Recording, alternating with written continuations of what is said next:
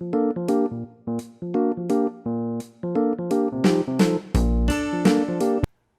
welcome to the Mike Paige Doodle Club. I'm Mike Paige, and today we are going to draw my friend Sarah's dog, Zazu. Zazu is a new puppy for her, and she's quite excited about him. He's got a ton of personality, so we're going to get right down to it. Don't be afraid to make mistakes, and grab a pen or a pencil and a piece of paper, and let's get right to it. All right, so to start our dog, I'm going to give a little bit of the forehead there. And this will be sort of the brow line. And just so we don't get lost in there, I'm going to go ahead and make an eyeball right here. Now this eye is kind of bulging out this way. So it's almost like a football shape. And you'll be able to see a little bit of the white of the eye on the inside. So that part. So I'm coloring the outer part black. And then we can go ahead and make the other eye over here.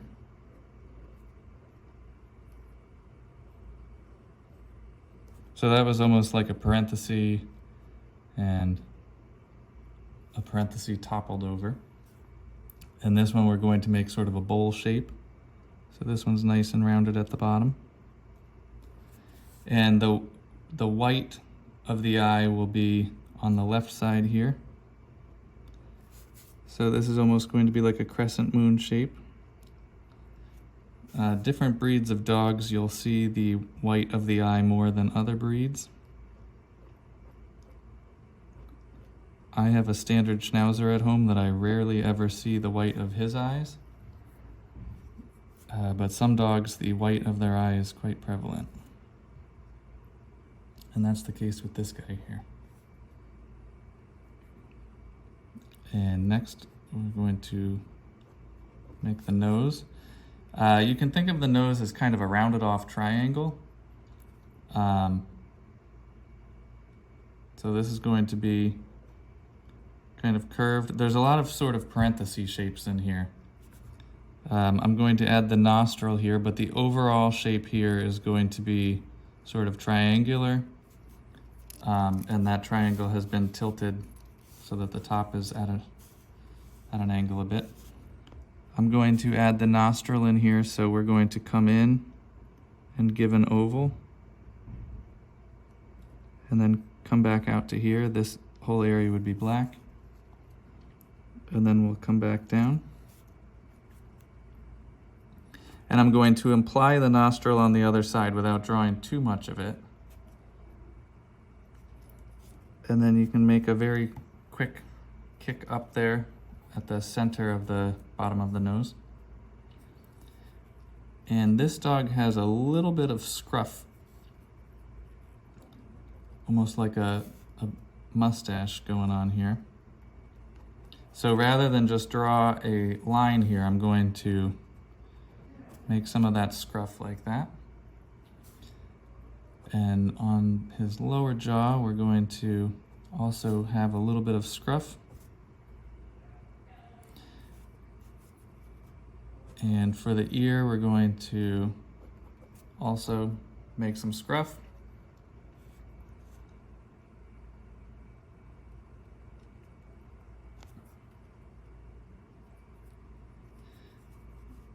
And this guy's got a little dark patch right here, so I'm going to imply that. If I was coloring this would all be sort of a brownish gray around his eye. But I'm just going to imply it since I'm drawing with a gel pen like this. Typically when I do projects like this, I'll be wood burning them in high detail, but sometimes before I wood burn it, I will do a practice sketch like this. It's always good to make your mistakes on a less time-intensive, less important piece. So anytime you're going to tackle a long project, it's good to do a 10 or 15 minute version of it first and figure out where you're likely to make mistakes. Don't ask me how I know that. So here we've got the basics of the puppy's face.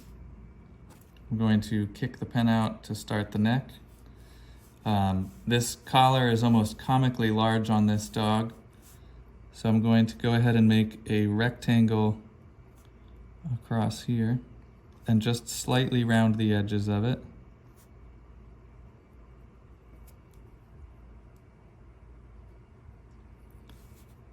Then I'm going to make a line down, and within this we'll make a bit of a rectangle.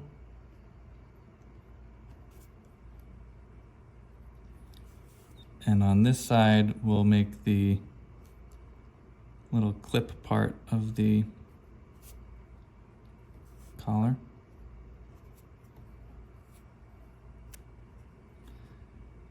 And then we'll make some dog tags. I'm going to start with sort of a floating keychain out here. And that way I can add this other ring right there. And then we'll give this dog a bone-shaped tag here. So this is going to be the top.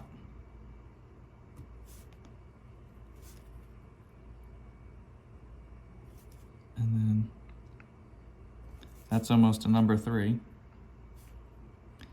If you like looking for shapes within things. Backwards number 3.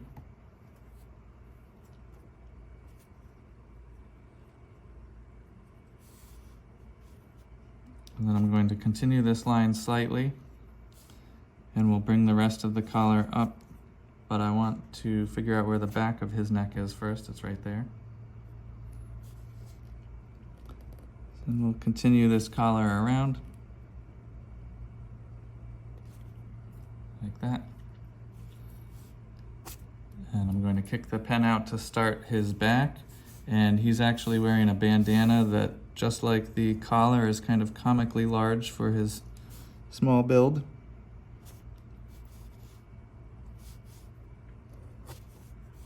And again, this is the kind of thing that it's good to do a practice version before your serious piece, because while the bandana is large for the rest of him, it's still important that that the overall proportions of the dog are correct. So this is going to be sort of his rib cage and belly area, and the start of his haunches. And these will be legs. And again, he's got a slight bit of shag to him, so I'm kind of, my overall line I want to be straight, but I'm sort of adding a few scribbles as I go to make him look a little shaggy.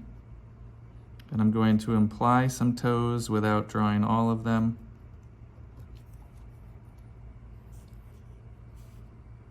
And his other leg will come down about here and there.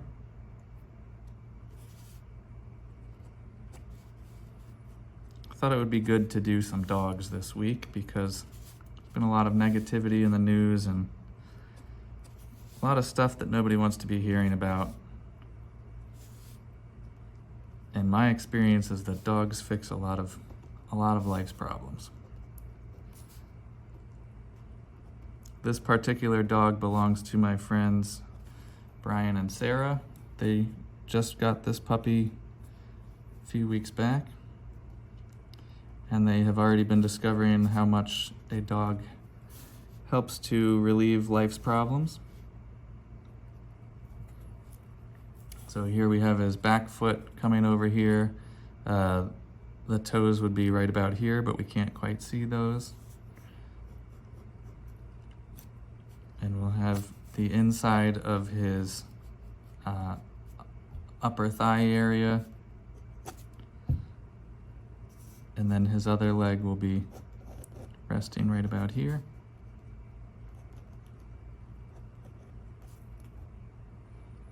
This dog's tail is not hanging way out. Some dogs would have a tail hanging out over here.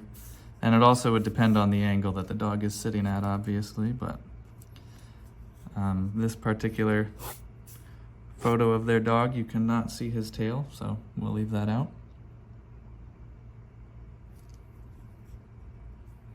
I'm sorry, I'm just now realizing that I didn't quite have those toes in the shot earlier.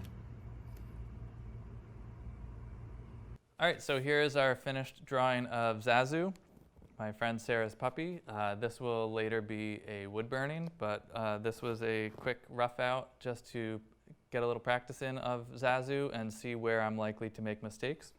I definitely recommend doing that if you have a longer project that you want to tackle. Always do a quick version of it first, figure out where you might make a mistake, and that way you know going into the real piece where you have to be extra cautious.